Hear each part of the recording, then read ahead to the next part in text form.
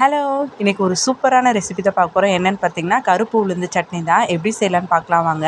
முதுகு வலிக்கு ரொம்ப ரொம்ப நல்லது. கருப்பு உளுந்து 1 கப் எடுத்திருக்கேன். இஞ்சி, பூண்டு ஒரு 6 பல், 3 காஞ்ச மிளகாய் எடுத்திருக்கேன்.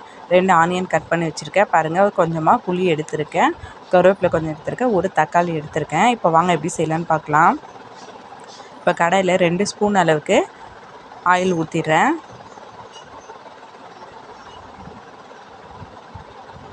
இப்போ கருப்பு உளுந்து போட்டுறேன். நல்லா ஃப்ரை பண்ணுங்கள். அடுப்பு வந்து சிம்லேயே தான் இருக்கணும், தீயக்கூடாது.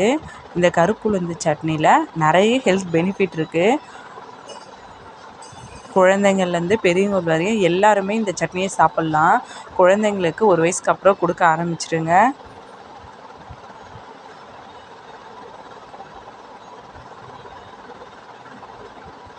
நல்லா வருங்க.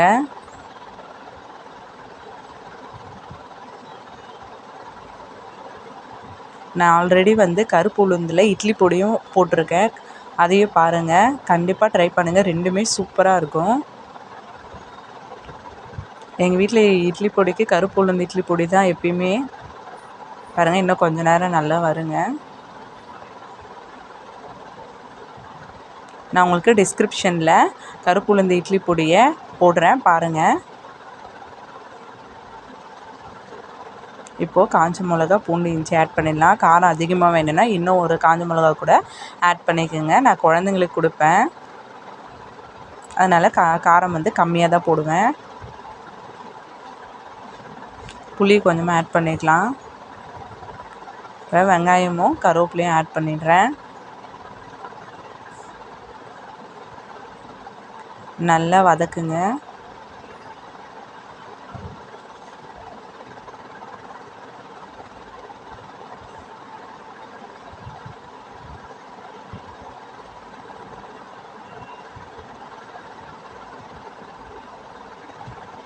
இன்னும் வதக்குங்க கொஞ்சம் நேரம்.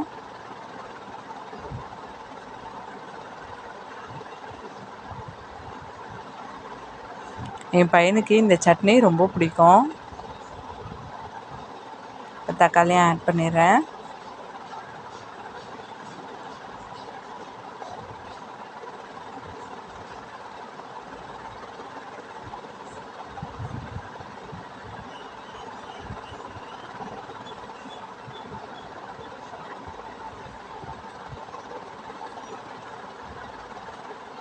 கல்லுப்பு ஆட் பண்ணிடலாம். இன்னும் ஒரு 2 நிமிஷம் நல்லா வதக்குங்க.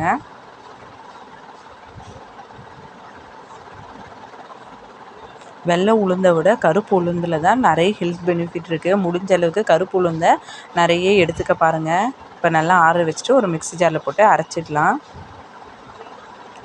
இதில் கொஞ்சமாக தண்ணி ஆட் பண்ணியிருக்கேன். பாருங்கள், இப்போ நம்மளுடைய சூப்பரான கருப்பு உளுந்து சட்னி ரெடி ஆயிடுச்சு. இப்போ தாளிப்பும் போட்டுட்டேன். கண்டிப்பாக ட்ரை பண்ணி பார்த்துட்டு எனக்கு கமெண்ட்டில் சொல்லுங்கள். மறக்காமல் சப்ஸ்கிரைப் பண்ணுங்கள். பெல் பட்டனில் கிளிக் பண்ணுங்கள்.